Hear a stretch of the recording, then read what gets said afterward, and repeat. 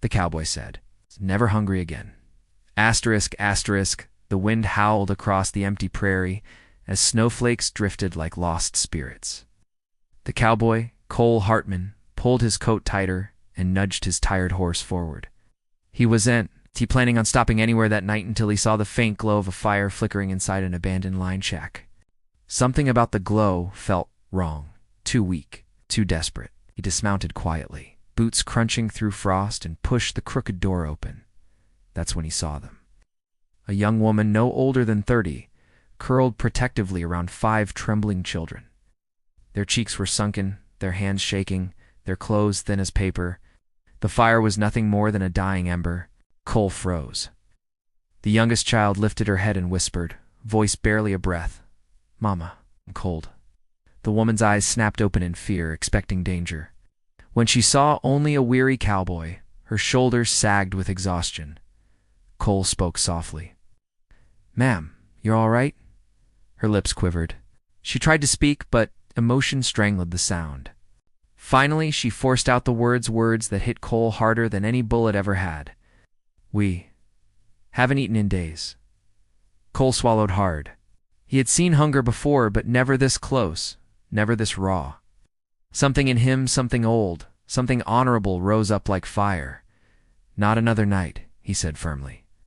"Not while I'm breathing." The children stared up at him with wide, hollow eyes. Cole didn't hesitate. He dug into his saddlebag, pulling out every scrap of jerky and biscuit he had.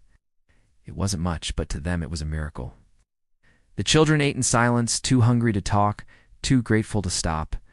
As they ate, Cole knelt beside the woman. "What's your name?" "Anna," she whispered. "My husband. He passed last winter. Fever took him quick. We lost the farm soon after. I tried to find work, but," she looked down at her children, "we've been wandering, surviving, or trying to." Cole clenched his jaw. A widow alone with 5 kids. No one deserved that kind of weight. "You're safe now," he said. But even he didn't yet know how far he meant those words. Cole got them through the night, keeping the fire warm, giving the children his coat, refusing to sleep. By dawn, he had made a decision, one that would change all of their lives. "Know a place," he told Anna as the sun rose over the snowy hills. "My ranch is 2 days' ride from here.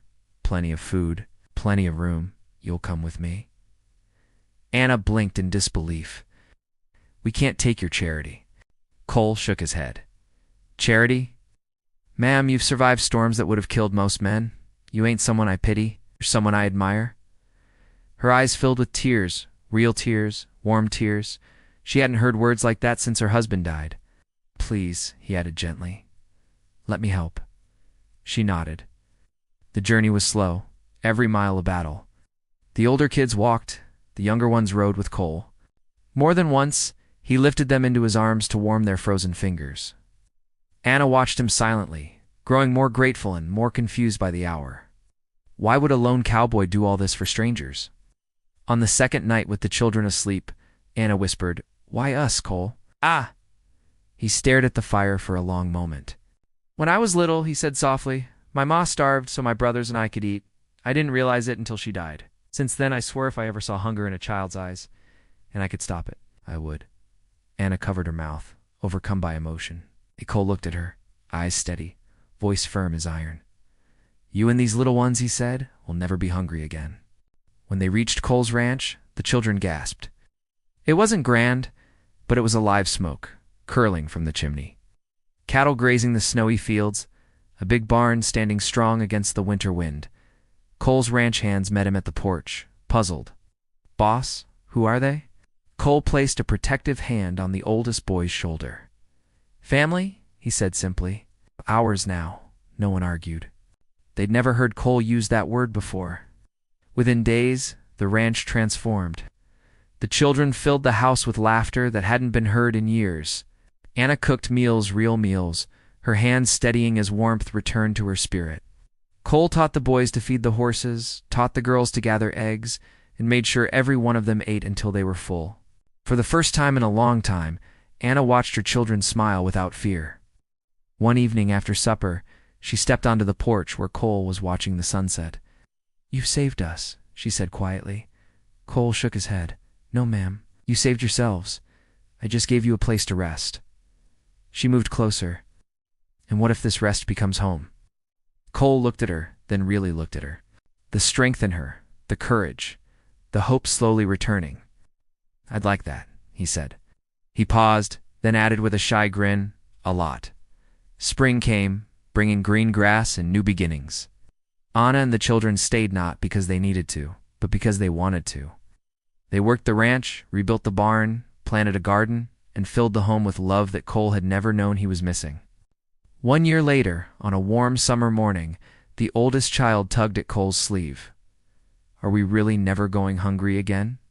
Cole knelt, looked each child in the eyes, and placed a hand over his heart. Not as long as I live. Anna stood behind them, tears in her eyes. Not tears of fear or pain, but of gratitude and love. And as Cole rose to his feet, she slipped her hand into his. Simple gesture. A quiet promise. A new family, born not from blood, but from kindness. A kindness that saved 6 lives and healed a cowboy's heart.